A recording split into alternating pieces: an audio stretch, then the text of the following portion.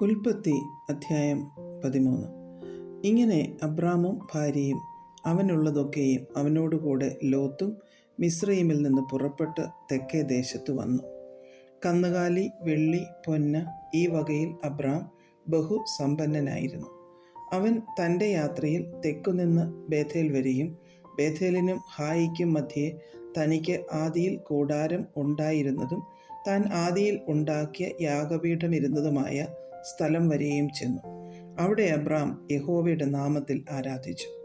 അബ്രാമിനോട് കൂടെ വന്ന ലോത്തിനും ആടുമാടുകളും കൂടാരങ്ങളും ഉണ്ടായിരുന്നു. അവർ ഒന്നിച്ചു പാർപ്പാൻ തക്കവണ്ണം ദേശത്തിനവരെ വഹിച്ചു കൂടാഞ്ഞു. സമ്പത്ത് വളരെ ഉണ്ടായിരുന്നത് കൊണ്ട് അവർക്ക് ഒന്നിച്ചു പാർപ്പാൻ കഴിഞ്ഞില്ല. അബ്രാമിൻ്റെ കന്നുകാലികളുടെ ഇടയന്മാർക്കും ലോത്തിൻ്റെ കന്നുകാലികളുടെ ഇടയന്മാർക്കും തമ്മിൽ പിണക്കമുണ്ടായി. കനാന്യരും പെരിസ്യരും അന്ന് ദേശത്ത് പാർത്തിരുന്നു. അതുകൊണ്ട് അബ്രാം ലോത്തിനോട്, എനിക്കും നിനക്കും എൻ്റെ ഇടയന്മാർക്കും നിന്റെ ഇടയന്മാർക്കും തമ്മിൽ പിണക്കം ഉണ്ടാകരുതേ. നാം സഹോദരന്മാരല്ലോ. ദേശമെല്ലാം നിന്റെ മുൻപാകെ ഇല്ലയോ? എന്നെ വിട്ടുപിരിഞ്ഞാലും നീ ഇടത്തോട്ടെങ്കിൽ ഞാൻ വലത്തോട്ട് പോയിക്കൊള്ളാം, നീ വലത്തോട്ടെങ്കിൽ ഞാൻ ഇടത്തോട്ട് പോയിക്കൊള്ളാം എന്ന് പറഞ്ഞു. അപ്പോൾ ലോത്ത് നോക്കി യോർദാനരികെയുള്ള പ്രദേശമൊക്കെയും നീരോട്ടമുള്ളതെന്ന് കണ്ടു. യഹോവ സൊദോമിനെയും ഗൊമോരയെയും നശിപ്പിച്ചതിന് മുമ്പേ അത് യഹോവയുടെ തോട്ടം പോലെയും സോവർ വരെ മിസ്രയീം ദേശം പോലെയുമായിരുന്നു. ലോത്ത് യോർദാനരികെയുള്ള പ്രദേശമൊക്കെയും തിരഞ്ഞെടുത്തു. ഇങ്ങനെ ലോത്ത് കിഴക്കോട്ട് യാത്രയായി. അവർ തമ്മിൽ പിരിഞ്ഞു. അബ്രാം കനാൻ ദേശത്ത് പാർത്തു. ലോത്ത് ആ പ്രദേശത്തിലെ പട്ടണങ്ങളിൽ പാർത്തു. സോദോം വരെ കൂടാരം നീക്കി അടിച്ചു. സോദോം നിവാസികൾ ദുഷ്ടന്മാരും യഹോവയുടെ മുൻപാകെ മഹാപാപികളും ആയിരുന്നു. ലോത്ത് അബ്രാമിനെ വിട്ടുപിരിഞ്ഞ ശേഷം യഹോവ അബ്രാമിനോട് അരുളി ചെയ്തത്, തലപൊക്കി നീ ഇരിക്കുന്ന സ്ഥലത്ത് നിന്ന് വടക്കോട്ടും തെക്കോട്ടും കിഴക്കോട്ടും പടിഞ്ഞാറോട്ടും നോക്കുക. നീ കാണുന്ന ഭൂമിയൊക്കെയും ഞാൻ നിനക്കും നിന്റെ സന്തതിക്കും ശാശ്വതമായി തരും. ഞാൻ നിന്റെ സന്തതിയെ ഭൂമിയിലെ പൊടി പോലെയാക്കും. ഭൂമിയിലെ പൊടിയെ എണ്ണുവാൻ കഴിയുമെങ്കിൽ നിന്റെ സന്തതിയെയും എണ്ണാം. നീ പുറപ്പെട്ട് ദേശത്ത് നെടുകയും കുറുകയും സഞ്ചരിക്ക, ഞാൻ അത് നിനക്ക് തരും. അപ്പോൾ അബ്രാം കൂടാരം നീക്കി ഹെബ്രോനിൽ മമ്രയുടെ തോപ്പിൽ വന്നു പാർത്തു. അവിടെ യഹോവയ്ക്ക് ഒരു യാഗപീഠം പണിതു. അധ്യായം 14. ശിനാർ രാജാവായ അമ്രാഫേൽ, എലാസർ രാജാവായ അരിയോക്ക്, ഏലാം രാജാവായ കെദോർലായോമർ, ജാതികളുടെ രാജാവായ തീദാൽ എന്നിവരുടെ കാലത്ത് ഇവർ സോദോം രാജാവായ ബേര, ഗൊമേര രാജാവായ ബിർഷ, ആത്മാ രാജാവായ ശിനാബ്, സെബോയിം രാജാവായ ഷെമേബർ, സോവർ എന്ന ബേലയിലെ രാജാവ് എന്നിവരോട് യുദ്ധം ചെയ്തു. ഇവരെല്ലാവരും സിദ്ദീം താഴ്വരയിൽ ഒന്നിച്ചുകൂടി. അത് ഇപ്പോൾ ഉപ്പുകടലാകുന്നു. അവർ 12 സംവത്സരം കെദോർലായോമെരിന് കീഴടങ്ങിയിരുന്നു. 13-ാം സംവത്സരത്തിൽ മത്സരിച്ചു. അതുകൊണ്ട് 14-ാം സംവത്സരത്തിൽ കെദോർലായോമെരും അവനോട് കൂടെയുള്ള രാജാക്കന്മാരും വന്ന് അസ്തരോത്ത് കർണയീമിലെ രഫായികളെയും ഹാമിലെ സൂസിരെയും ഷാവേ കിര്യത്തീമിലെ എമിരെയും സെയീർ മലയിലെ ഹോരിരെയും മരുഭൂമിക്ക് സമീപമുള്ള ഏൽപാരാൻ വരെ തോൽപ്പിച്ചു. പിന്നെ അവർ തിരിഞ്ഞ് കാദേശ് എന്ന എൻമിഷ്പാത്തിൽ വന്ന് അമാലേക്യരുടെ ദേശമൊക്കെയും ഹസസോൻ താമാരിൽ പാർത്തിരുന്ന അമോര്യരെയും കൂടെ തോൽപ്പിച്ചു. അപ്പോൾ സൊദോം രാജാവും ഗൊമോര രാജാവും ആത്മാ രാജാവും സെബോയിം രാജാവും സോവർ എന്ന ബേലയിലെ രാജാവും പുറപ്പെട്ട് സിദ്ദീം താഴ്വരയിൽ വെച്ച് എലാം രാജാവായ കെദോർ ലായോമർ, ജാതികളുടെ രാജാവായ തീദാൽ, ശിനാർ രാജാവായ അമ്രാഫേൽ, എലാസാർ രാജാവായ അരിയോക്ക് എന്നിവരുടെ നേരെ പടനിരത്തി. 4 രാജാക്കന്മാർ 5 രാജാക്കന്മാരുടെ നേരെ തന്നെ. സിദ്ദീം താഴ്വരയിൽ കീഴ്ക്കുഴികൾ വളരെയുണ്ടായിരുന്നു. സൊദോം രാജാവും ഗൊമേര രാജാവും ഓടിപ്പോയി അവിടെ വീണു. ശേഷിച്ചവർ പർവ്വതത്തിലേക്ക് ഓടിപ്പോയി. സൊദോമിലും ഗൊമോരയിലുമുള്ള സമ്പത്തും ഭക്ഷണ സാധനങ്ങളും എല്ലാം അവൻ എടുത്തുകൊണ്ടുപോയി. അബ്രാമിൻ്റെ സഹോദരൻ്റെ മകനായി സൊദോമിൽ പാർത്തിരുന്ന ലോത്തിനെയും അവൻ്റെ സമ്പത്തിനെയും അവർ കൊണ്ടുപോയി. ഓടിപ്പോന്ന ഒരുത്തൻ വന്ന് എബ്രായനായ അബ്രാമിനെ അറിയിച്ചു. അവൻ എശ്കോലിൻ്റെയും ആനേരിൻ്റെയും സഹോദരനായി അമോര്യനായ മമ്രയുടെ തോപ്പിൽ പാർത്തിരുന്നു. അവർ അബ്രാമിനോട് സഖ്യത ചെയ്തവരായിരുന്നു. തൻ്റെ സഹോദരനെ ബദ്ധനാക്കി കൊണ്ടുപോയി എന്ന് അബ്രാം കേട്ടപ്പോൾ അവൻ തൻ്റെ വീട്ടിൽ ജനിച്ചവരും അഭ്യാസികളുമായ 318 പേരെ കൂട്ടിക്കൊണ്ട് ദാൻ വരെ പിന്തുടർന്നു. രാത്രിയിൽ അവനും അവൻ്റെ ദാസന്മാരും അവരുടെ നേരെ ഭാഗം ഭാഗമായി പിരിഞ്ഞു ചെന്ന് അവരെ തോൽപ്പിച്ചു. ദമ്മേശേക്കിൻ്റെ ഇടതുഭാഗത്തുള്ള ഹോബ വരെ അവരെ പിന്തുടർന്നു. അവൻ സമ്പത്തൊക്കെയും മടക്കിക്കൊണ്ടുവന്നു. തൻ്റെ സഹോദരനായ ലോത്തിനെയും അവൻ്റെ സമ്പത്തിനെയും സ്ത്രീകളെയും ജനത്തെയും കൂടെ മടക്കിക്കൊണ്ടുവന്നു. അവൻ കെദോർലായോമെരിനെയും കൂടെയുള്ള രാജാക്കന്മാരെയും തോൽപ്പിച്ചിട്ട് മടങ്ങി വന്നപ്പോൾ സൊദോം രാജാവ് രാജത്താഴ്വര എന്ന ശാവേ താഴ്വര വരെ അവനെ എതിരേറ്റു ചെന്നു. ശാലേം രാജാവായ മൽക്കീസേദെക്ക് അപ്പവും വീഞ്ഞും കൊണ്ടുവന്നു. അവൻ അത്യുന്നതനായ ദൈവത്തിൻ്റെ പുരോഹിതനായിരുന്നു. അവൻ അവനെ അനുഗ്രഹിച്ചു. സ്വർഗത്തിനും ഭൂമിക്കും നാഥനായി അത്യുന്നതനായ ദൈവത്താൽ അബ്രാം അനുഗ്രഹിക്കപ്പെടുമാറാകട്ടെ. നിന്റെ ശത്രുക്കളെ നിന്റെ കയ്യിൽ ഏൽപ്പിച്ച അത്യുന്നതനായ ദൈവം സ്തുതിക്കപ്പെടുമാറാകട്ടെ എന്ന് പറഞ്ഞു. അവന് അബ്രാം സകലത്തിലും ദശാംശം കൊടുത്തു. സൊദോം രാജാവ് അബ്രാമിനോട്, ആളുകളെ എനിക്ക് തരിക, സമ്പത്ത് നീ എടുത്തുകൊള്ളുക എന്ന് പറഞ്ഞു.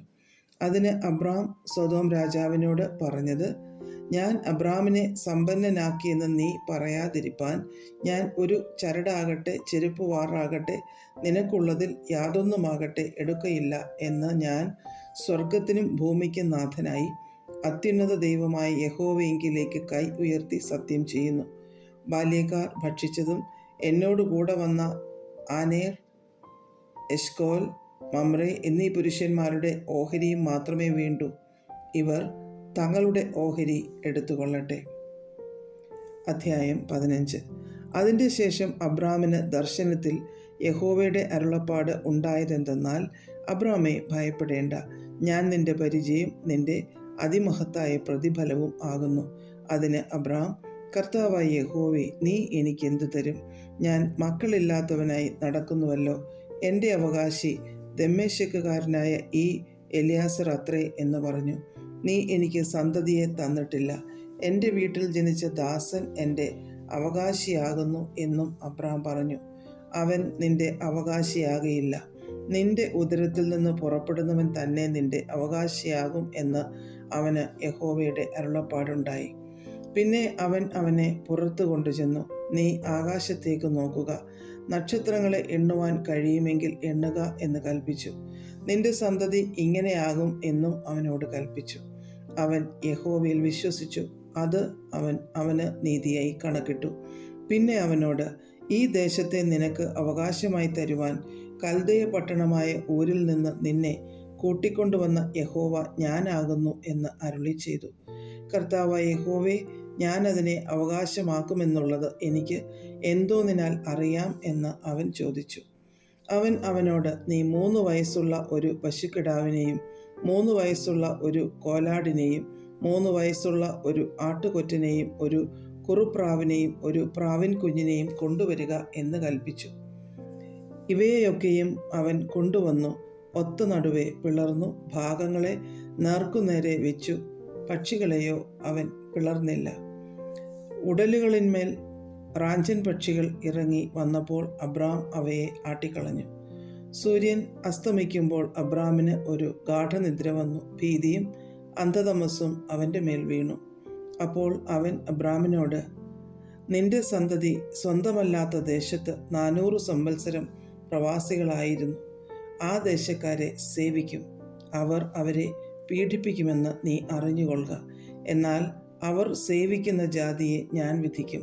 അതിൻ്റെ ശേഷം അവർ വളരെ സമ്പത്തോടും കൂടെ പുറപ്പെട്ടു പോരും. നീയോ സമാധാനത്തോടെ നിന്റെ പിതാക്കന്മാരോട് ചേരും. നല്ല വാർദ്ധക്യത്തിൽ അടക്കപ്പെടും. 4-ാം തലമുറക്കാർ ഇവിടേക്ക് മടങ്ങിവരും. അമോര്യരുടെ അക്രമം ഇതുവരെ തികഞ്ഞിട്ടില്ല എന്ന് അരുളിച്ചെയ്തു.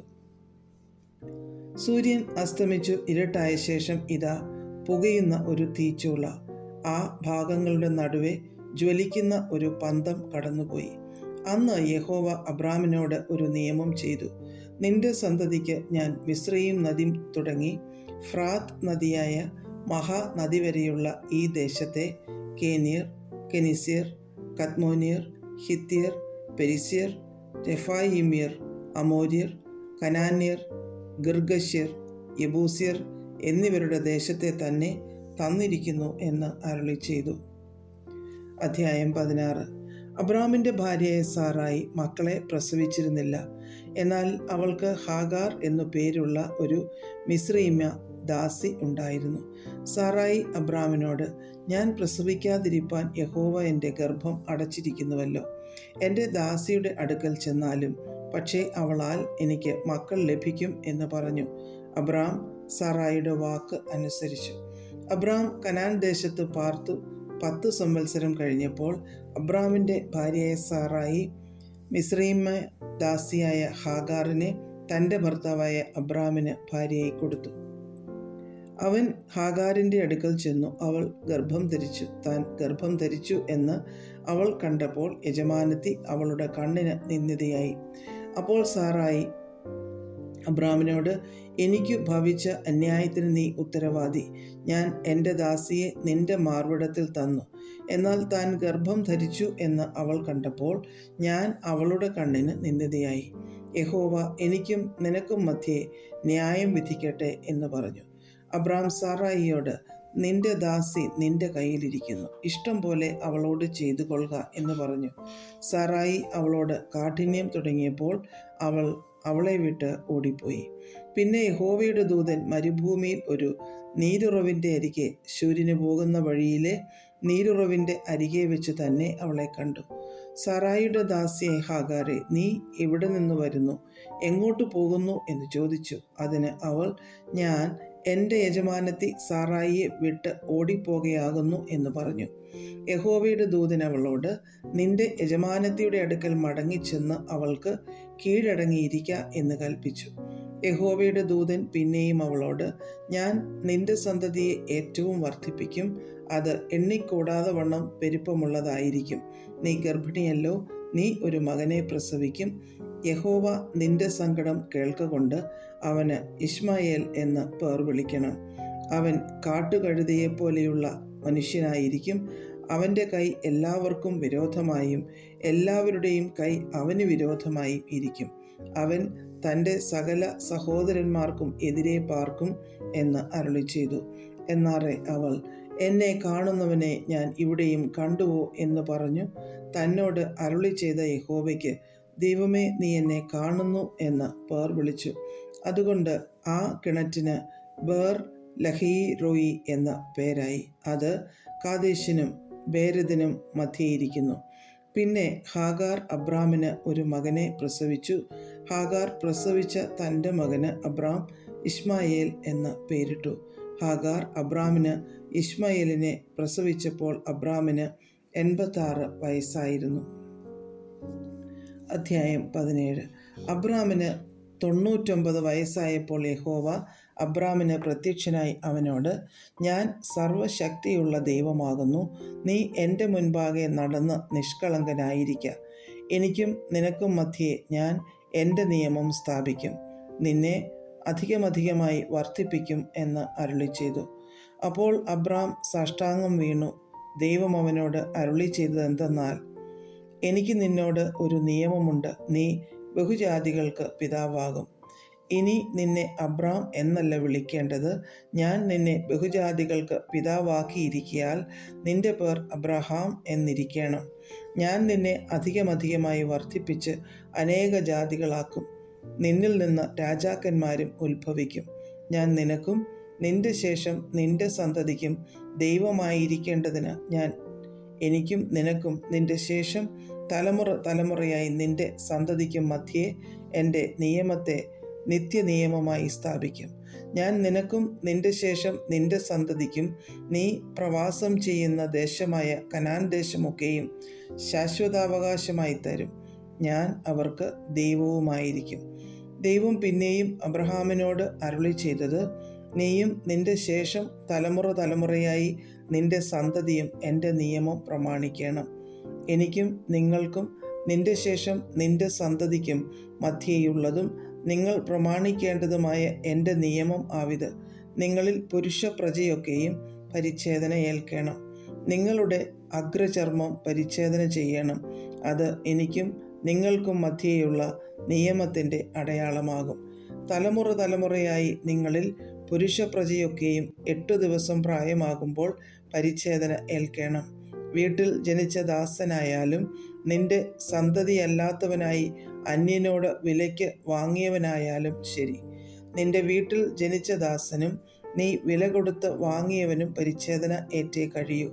എൻ്റെ നിയമം നിങ്ങളുടെ ദേഹത്തിൽ നിത്യ നിയമമായിരിക്കണം.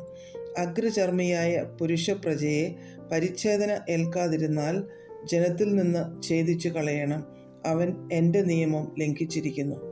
ദൈവം പിന്നെയും അബ്രഹാമിനോട്, നിന്റെ ഭാര്യയായ സാറായിയെ സാറായി എന്നല്ല വിളിക്കേണ്ടത്, അവളുടെ പേർ സാറ എന്ന് ഇരിക്കണം. ഞാൻ അവളെ അനുഗ്രഹിച്ച് അവളിൽ നിന്ന് നിനക്ക് ഒരു മകനെ തരും. ഞാൻ അവളെ അനുഗ്രഹിക്കുകയും അവൾ ജാതികൾക്ക് മാതാവായി തീരുകയും ജാതികളുടെ രാജാക്കന്മാർ അവളിൽ നിന്ന് ഉത്ഭവിക്കുകയും ചെയ്യും എന്ന് അരുളി ചെയ്തു. അപ്പോൾ അബ്രഹാം കവിണ്ണു വീണ് ചിരിച്ചു. 100 വയസ്സുള്ളവന് മകൻ ജനിക്കുമോ? 90 വയസ്സുള്ള സാറ പ്രസവിക്കുമോ എന്ന് തൻ്റെ ഹൃദയത്തിൽ പറഞ്ഞു. ഇശ്മായേൽ നിന്റെ മുമ്പാകെ ജീവിച്ചിരുന്നാൽ മതി എന്ന് അബ്രഹാം ദൈവത്തോട് പറഞ്ഞു. അതിന് ദൈവം അരുളി ചെയ്തത്, അല്ല, നിന്റെ ഭാര്യയെ സാറ തന്നെ നിനക്കൊരു മകനെ പ്രസവിക്കും. നീ അവന് ഇസഹാക്ക് എന്ന് പേരിടേണം. ഞാൻ അവനോട് അവൻ്റെ ശേഷം അവൻ്റെ സന്തതിയോടും എൻ്റെ നിയമത്തെ നിത്യനിയമമായി ഉറപ്പിക്കും. ഇശ്മായേലിനെ കുറിച്ചും ഞാൻ നിന്റെ അപേക്ഷ കേട്ടിരിക്കുന്നു. ഞാൻ അവനെ അനുഗ്രഹിച്ച് അത്യന്തം സന്താനപുഷ്ടിയുള്ളവനാക്കി വർദ്ധിപ്പിക്കും. അവൻ 12 പ്രഭുക്കന്മാരെ ജനിപ്പിക്കും. ഞാൻ അവനെ വലിയൊരു ജാതിയാക്കും. എൻ്റെ നിയമം ഞാൻ ഉറപ്പിക്കുന്നതോ ഇനിയത്തെ ആണ്ട് ഈ സമയത്ത് സാറ നിനക്ക് പ്രസവിപ്പാനുള്ള ഇസഹാക്കിനോട് ആകുന്നു. ദൈവം അബ്രഹാമിനോട് അരുളി ചെയ്ത് തീർന്ന ശേഷം അവനെ വിട്ട് കയറിപ്പോയി. അനന്തരം അബ്രഹാം തൻ്റെ മകനായ ഇശ്മായേലിനെയും തൻ്റെ വീട്ടിൽ ജനിച്ച സകല ദാസന്മാരെയും താൻ വിലയ്ക്ക് വാങ്ങിയവരെയൊക്കെയും അബ്രഹാമിൻ്റെ വീട്ടിലുള്ള സകല പുരുഷന്മാരെയും കൂട്ടി ദൈവം തന്നോട് കൽപ്പിച്ചതുപോലെ അവരുടെ അഗ്രചർമ്മത്തെ അന്ന് തന്നെ പരിച്ഛേദന കഴിച്ചു. അബ്രഹാം പരിച്ഛേദനയേറ്റപ്പോൾ അവന് 99 വയസ്സായിരുന്നു. അവൻ്റെ മകനായി ഇശ്മായേൽ പരിച്ഛേദനയേറ്റപ്പോൾ അവന് 13 വയസ്സായിരുന്നു. അബ്രഹാമും അവൻ്റെ മകനായ ഇശ്മായേലും ഒരേ ദിവസത്തിൽ പരിച്ഛേദനയേറ്റു. വീട്ടിൽ ജനിച്ച ദാസന്മാരും അന്യനോട് അവൻ വിലയ്ക്ക് വാങ്ങിയവരുമായി അവൻ്റെ വീട്ടിലുള്ളവർ എല്ലാവരും അവനോടുകൂടെ പരിച്ഛേദന ഏറ്റു. അധ്യായം 18. അനന്തരം യഹോവ അവന് മമ്രയുടെ തോപ്പിൽ വെച്ച് പ്രത്യക്ഷനായി. വെയിലുറച്ചപ്പോൾ അവൻ കൂടാരവാതിൽക്കൽ ഇരിക്കുകയായിരുന്നു. അവൻ തലപൊക്കി നോക്കിയപ്പോൾ 3 പുരുഷന്മാർ തൻ്റെ നേരെ നിൽക്കുന്നത് കണ്ടു. അവരെ കണ്ടപ്പോൾ അവൻ കൂടാരവാതിൽക്കൽ നിന്ന് അവരെ എതിരേൽപ്പാൻ ഓടിച്ചെന്നു നിലം വരെ കുനിഞ്ഞു. യജമാനനെ, എന്നോട് കൃപയുണ്ടെങ്കിൽ അടിയനെ കടന്നു പോകരുതേ. അസാരം വെള്ളം കൊണ്ടുവന്ന് നിങ്ങളുടെ കാലുകളെ കഴുകട്ടെ. വൃക്ഷത്തിൻ കീഴിലിരിപ്പീൻ. ഞാൻ 1 മുറി അപ്പം കൊണ്ടുവരാം. വിശപ്പ് അടക്കിയിട്ട് നിങ്ങൾക്ക് പോകാം. ഇതിനായിട്ടല്ലോ നിങ്ങൾ അടിയൻ്റെ അടുക്കൽ കയറി വന്നത് എന്ന് പറഞ്ഞു. നീ പറഞ്ഞതുപോലെ ആകട്ടെ എന്ന് അവർ പറഞ്ഞു. അബ്രഹാം ബന്ധപ്പെട്ട് കൂടാരത്തിൽ സാറായുടെ അടുക്കൽ ചെന്ന്, നീ ക്ഷണത്തിൽ 3 ഇടങ്ങഴി മാവെടുത്ത് കുഴച്ച് അപ്പമുണ്ടാക്കുക എന്ന് പറഞ്ഞു. അബ്രഹാം പശുക്കൂട്ടത്തിൽ ഓടിച്ചെന്ന് ഇളയതും നല്ലതുമായ ഒരു കാളക്കുട്ടിയെ പിടിച്ച് ഒരു ബാല്യക്കാരൻ്റെ പക്കൽ കൊടുത്തു. അവൻ അതിനെ ക്ഷണത്തിൽ പാകം ചെയ്തു. പിന്നെ അവൻ വെണ്ണയും പാലും താൻ പാകം ചെയ്യിച്ച കാളക്കുട്ടിയെയും കൊണ്ടുവന്ന് അവരുടെ മുമ്പിൽ വെച്ചു. അവരുടെ അടുക്കൽ വൃക്ഷത്തിൻ കീഴിൽ ശുശ്രൂഷിച്ചു നിന്നു. അവർ ഭക്ഷണം കഴിച്ചു. അവർ അവനോട്, നിന്റെ ഭാര്യ സാറ എവിടെ എന്ന് ചോദിച്ചതിന്, കൂടാരത്തിൽ ഉണ്ട് എന്ന് അവൻ പറഞ്ഞു. ഒരാണ്ട് കഴിഞ്ഞിട്ട് ഞാൻ നിന്റെ അടുക്കൽ മടങ്ങി വരും. അപ്പോൾ നിന്റെ ഭാര്യ സാറയ്ക്ക് ഒരു മകനുണ്ടാകും എന്ന് അവൻ പറഞ്ഞു. സാറ കൂടാരവാതിൽക്കൽ അവൻ്റെ പിൻവശത്ത് കേട്ടുകൊണ്ടു നിന്നു. എന്നാൽ അബ്രഹാമും സാറയും വയസ്സ് ചെന്ന് വൃദ്ധരായിരുന്നു. സ്ത്രീകൾക്കുള്ള പതിവ് സാറയ്ക്ക് നിന്നുപോയിരുന്നു. ആകയാൽ സാറ ഉള്ളുകൊണ്ട് ചിരിച്ചു. വൃദ്ധയായിരിക്കുന്ന എനിക്ക് സുഖഭോഗമുണ്ടാകുമോ? എൻ്റെ ഭർത്താവും വൃദ്ധനായിരിക്കുന്നു എന്ന് പറഞ്ഞു. യഹോവ അബ്രഹാമിനോട്, വൃദ്ധയായ ഞാൻ പ്രസവിക്കുന്നത് വാസ്തവമോ എന്ന് പറഞ്ഞ് സാറ ചിരിച്ചതെന്ത്? യഹോവയാൽ കഴിയാത്ത കാര്യമുണ്ടോ? ഒരാണ്ട് കഴിഞ്ഞിട്ട് ഈ സമയമാകുമ്പോൾ ഞാൻ നിന്റെ അടുക്കൽ മടങ്ങി വരും. സാറയ്ക്കൊരു മകനുണ്ടാകും എന്ന് അരുളി ചെയ്തു. സാറ ഭയപ്പെട്ടു. ഇല്ല, ഞാൻ ചിരിച്ചില്ല എന്ന് പറഞ്ഞു. അങ്ങനെയല്ല, നീ ചിരിച്ചു എന്ന് അവൻ അരുളി ചെയ്തു. ആ പുരുഷന്മാർ അവിടെ നിന്ന് പുറപ്പെട്ട് സൊദോം വഴിക്ക് തിരിഞ്ഞു. അബ്രഹാം അവരെ യാത്രയയപ്പാൻ അവരോട് കൂടെ പോയി. അപ്പോൾ യഹോവ അരുളി ചെയ്തത്, ഞാൻ ചെയ്യുവാനിരിക്കുന്നത് അബ്രഹാമിനോട് മറച്ചു വയ്ക്കുമോ? അബ്രഹാം വലിയതും ബലമുള്ളതുമായ ജാതിയായി തീരുകയും അവനിൽ ഭൂമിയിലെ ജാതികളൊക്കെയും അനുഗ്രഹിക്കപ്പെടുകയും ചെയ്യുമല്ലോ. യഹോവ അബ്രഹാമിനെ കുറിച്ച് അരുളി ചെയ്തത് അവന് നിവർത്തിച്ചു കൊടുപ്പാൻ തക്കവണ്ണം അബ്രഹാം തൻ്റെ മക്കളോടും തനിക്ക് പിമ്പുള്ള കുടുംബത്തോടും നീതിയും ന്യായവും പ്രവർത്തിച്ചുകൊണ്ട് യഹോവയുടെ വഴിയിൽ നടപ്പാൻ കൽപ്പിക്കേണ്ടതിന് ഞാൻ അവനെ തിരഞ്ഞെടുത്തിരിക്കുന്നു. പിന്നെ യഹോവ, സൊദോമിൻ്റെയും ഗൊമോരയുടെയും നിലവിളി വലിയതും അവരുടെ പാപം അതികഠിനവും ആകുന്നു. ഞാൻ ചെന്ന് എൻ്റെ അടുക്കൽ വന്നെത്തിയ നിലവിളി പോലെ അവർ കേവലം പ്രവർത്തിച്ചിട്ടുണ്ടോ ഇല്ലയോ എന്ന് നോക്കി അറിയും എന്ന് അരുളി ചെയ്തു. അങ്ങനെ ആ പുരുഷന്മാർ അവിടെ നിന്ന് തിരിഞ്ഞു സൊദോമിലേക്ക് പോയി. അബ്രഹാമോ യഹോവയുടെ സന്നിധിയിൽ തന്നെ നിന്നു. അബ്രഹാം അടുത്തു ചെന്ന് പറഞ്ഞത്, ദുഷ്ടനോടുകൂടെ നീതിമാനെയും നീ സംഹരിക്കുമോ? പക്ഷേ ആ പട്ടണത്തിൽ 50 നീതിമാന്മാർ ഉണ്ടെങ്കിൽ നീ അതിനെ സംഹരിക്കുമോ? അതിലെ 50 നീതിമാന്മാർ നിമിത്തം ആ സ്ഥലത്തോട് ക്ഷമിക്കയില്ലയോ? ഇങ്ങനെ നീ ഒരു നാളും ചെയ്യുന്നതല്ലല്ലോ.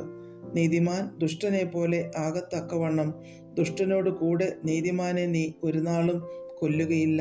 സർവഭൂമിക്കും ന്യായാധിപതിയായവൻ നീതി പ്രവർത്തിക്കാതിരിക്കുമോ?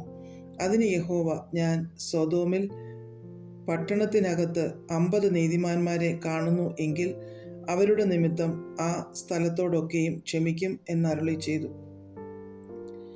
പൊടിയും വെണ്ണീറുമായ ഞാൻ കർത്താവിനോട് സംസാരിപ്പാൻ തുനിഞ്ഞുവല്ലോ. 50 നീതിമാന്മാരിൽ പക്ഷേ 5 പേർ കുറഞ്ഞ് പോയെങ്കിലോ? 5 പേർ കുറഞ്ഞതുകൊണ്ട് നീ ആ പട്ടണം മുഴുവനും നശിപ്പിക്കുമോ എന്ന് അബ്രാം പറഞ്ഞതിന്, 45 പേരെ ഞാൻ അവിടെ കണ്ടാൽ അതിനെ നശിപ്പിക്കുകയില്ല എന്ന് അവൻ അരുളി ചെയ്തു. അവൻ പിന്നെയും അവനോട് സംസാരിച്ചു. പക്ഷേ 40 പേരെ അവിടെ കണ്ടാലോ എന്ന് പറഞ്ഞതിന്, ഞാൻ 40 പേരുടെ നിമിത്തം നശിപ്പിക്കുകയില്ല എന്ന് അവൻ അരുളി ചെയ്തു. അതിന് അവൻ, ഞാൻ പിന്നെയും സംസാരിക്കുന്നു, കർത്താവ് കോപിക്കരുതേ. പക്ഷേ 30 പേരെ അവിടെ കണ്ടാലോ എന്ന് പറഞ്ഞു. ഞാൻ 30 പേരെ അവിടെ കണ്ടാൽ നശിപ്പിക്കുകയില്ല എന്ന് അവൻ അരുളി ചെയ്തു. ഞാൻ കർത്താവിനോട് സംസാരിപ്പാൻ തുനിഞ്ഞുവല്ലോ.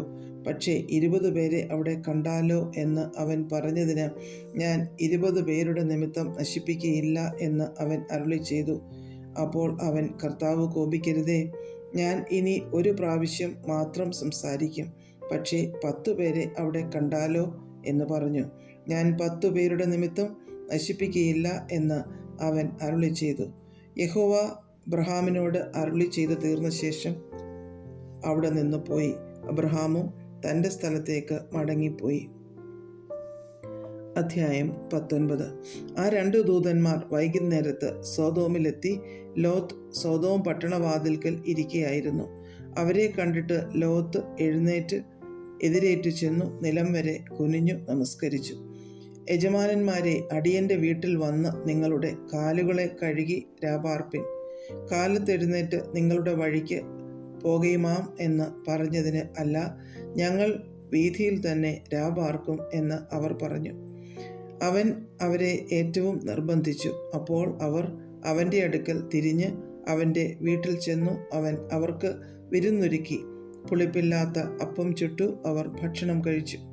അവർ ഉറങ്ങുവാൻ പോകും മുമ്പേ സൊദോം പട്ടണത്തിലെ പുരുഷന്മാർ സകല ഭാഗത്തു നിന്നും ആബാലവൃദ്ധം എല്ലാവരും വന്ന് വീട് വളഞ്ഞു. അവർ ലോത്തിനെ വിളിച്ചു, ഈ രാത്രി നിന്റെ അടുക്കൽ വന്ന പുരുഷന്മാർ എവിടെ? ഞങ്ങൾ അവരെ ഭോഗിക്കേണ്ടതിന് ഞങ്ങളുടെ അടുക്കൽ പുറത്തു കൊണ്ടുവാ എന്ന് അവനോട് പറഞ്ഞു. ലോത്ത് വാതിൽക്കൽ അവരുടെ അടുക്കൽ പുറത്തു ചെന്ന് കതക് അടച്ചും വെച്ചു. സഹോദരന്മാരെ, ഇങ്ങനെ ദോഷം ചെയ്യരുതേ. പുരുഷൻ തൊടാത്ത 2 പുത്രിമാർ എനിക്കുണ്ട്. അവരെ ഞാൻ നിങ്ങളുടെ അടുക്കൽ പുറത്തു കൊണ്ടുവരാം. നിങ്ങൾക്ക് ബോധിച്ചതുപോലെ അവരോട് ചെയ്തു കൊള്ളുവിൻ. ഈ പുരുഷന്മാരോട് മാത്രം ഒന്നും ചെയ്യരുതേ.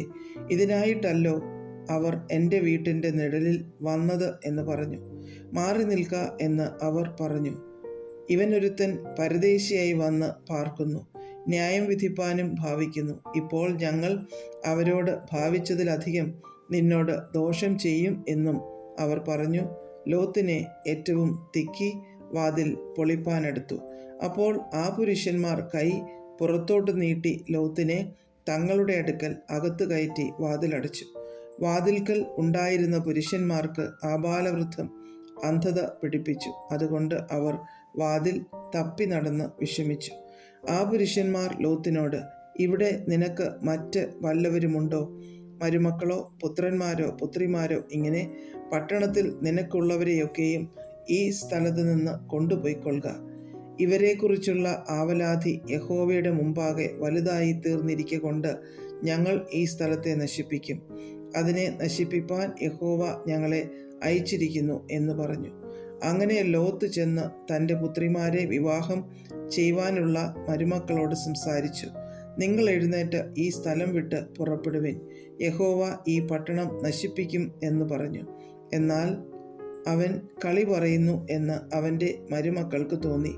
ഉഷസ്സായപ്പോൾ ദൂതന്മാർ ലോത്തിനെ ബന്ധപ്പെടുത്തി, ഈ പട്ടണത്തിൻ്റെ അകൃത്യത്തിൽ നശിക്കാതിരിപ്പാൻ എഴുന്നേറ്റ് നിന്റെ ഭാര്യയെയും ഇവിടെ കാണുന്ന നിന്റെ 2 പുത്രിമാരെയും കൂട്ടിക്കൊണ്ട് പൊയ്ക്കൊള്ളുക എന്ന് പറഞ്ഞു.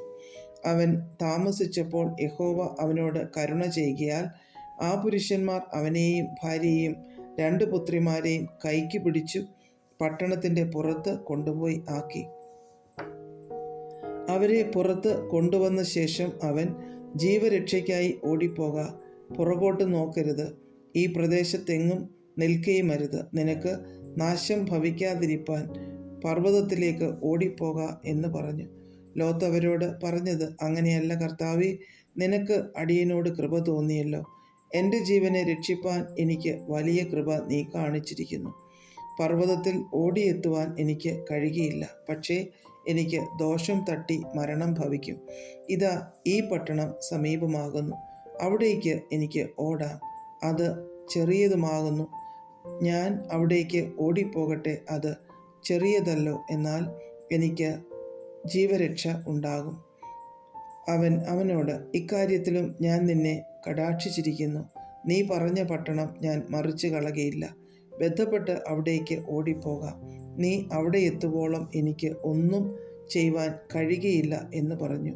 അതുകൊണ്ട് ആ പട്ടണത്തിന് സോവർ എന്നു പേരായി. ലോത്ത് സോവരിൽ കടന്നപ്പോൾ സൂര്യൻ ഉദിച്ചിരുന്നു. യഹോവ സൊദോമിൻ്റെയും ഗൊമോരയുടെയും മേൽ യഹോവയുടെ സന്നിധിയിൽ നിന്ന് ആകാശത്തു നിന്ന് തന്നെ ഗന്ധകവും തീയും വർഷിപ്പിച്ചു. ആ പട്ടണങ്ങൾക്കും പ്രദേശത്തിനും മുഴുവനും ആ പട്ടണങ്ങളിലെ സകല നിവാസികൾക്കും നിലത്തെ സസ്യങ്ങൾക്കും ഉന്മൂലനാശം വരുത്തി.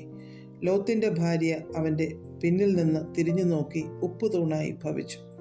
അബ്രഹാം രാവിലെ എഴുന്നേറ്റ് താൻ യഹോവയുടെ സന്നിധിയിൽ നിന്നിരുന്ന സ്ഥലത്ത് ചെന്നു.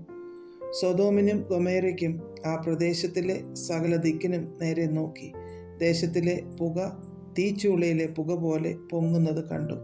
എന്നാൽ ആ പ്രദേശത്തിലെ പട്ടണങ്ങളെ നശിപ്പിക്കുമ്പോൾ ദൈവം അബ്രഹാമിനെ ഓർത്ത് ലോത്ത് പാർത്ത പട്ടണങ്ങൾക്ക് ഉന്മൂലനാശം വരുത്തുകയിൽ ലോത്തിനെ ആ ഉന്മൂലനാശത്തിൽ നിന്ന് വിടുവിച്ചു. അനന്തരം ലോത്ത് സോവർ വിട്ടുപോയി. അവനും അവൻ്റെ 2 പുത്രിമാരും പർവ്വതത്തിൽ ചെന്ന് പാർത്തു. സോവരിൽ പാർപ്പാൻ അവൻ ഭയപ്പെട്ടു. അവനും അവൻ്റെ 2 പുത്രിമാരും ഒരു ഗുഹയിൽ പാർത്തു. അങ്ങനെ ഇരിക്കുമ്പോൾ മൂത്തവൾ ഇളയവളോട്, നമ്മുടെ അപ്പൻ വൃദ്ധനായിരിക്കുന്നു. ഭൂമിയിൽ എല്ലായിടവും ഉള്ള നടപ്പുപോലെ നമ്മുടെ അടുക്കൽ വരുവാൻ ഭൂമിയിൽ ഒരു പുരുഷനും ഇല്ല. വരിക, അപ്പനാൽ സന്തതി ലഭിക്കേണ്ടതിന് അവനെ വീഞ്ഞു കുടിപ്പിച്ച് അവനോട് കൂടെ ശയിക്ക എന്ന് പറഞ്ഞു. അങ്ങനെ അന്ന് രാത്രി അവർ അപ്പനെ വീഞ്ഞു കുടിപ്പിച്ചു. മൂത്തവൾ അകത്തു ചെന്ന് അപ്പനോട് കൂടെ ശയിച്ചു. അവൾ ശയിച്ചതും എഴുന്നേറ്റതും അവൻ അറിഞ്ഞില്ല. പിറ്റേന്നാൾ മൂത്തവൾ ഇളയവളോട്, ഇന്നലെ രാത്രി ഞാൻ അപ്പനോട് കൂടെ ശയിച്ചു. നാം അവനെ ഇന്ന് രാത്രിയും വീഞ്ഞു കുടിപ്പിക്കാം. അപ്പനാൽ സന്തതി ലഭിക്കേണ്ടതിന് നീയും അകത്ത് ചെന്ന് അവനോട് കൂടെ ശയിക്ക എന്ന് പറഞ്ഞു.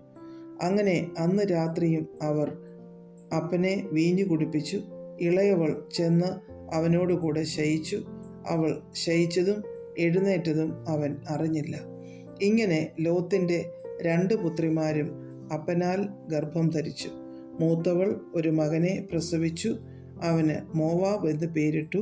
അവൻ ഇന്നുള്ള മോവാബിയർക്ക് പിതാവ്. ഇളയവളും ഒരു മകനെ പ്രസവിച്ചു. അവന് ബെൻ അമ്മി എന്ന് പേരിട്ടു. അവൻ ഇന്നുള്ള അമ്മോന്യർക്ക് പിതാവ്.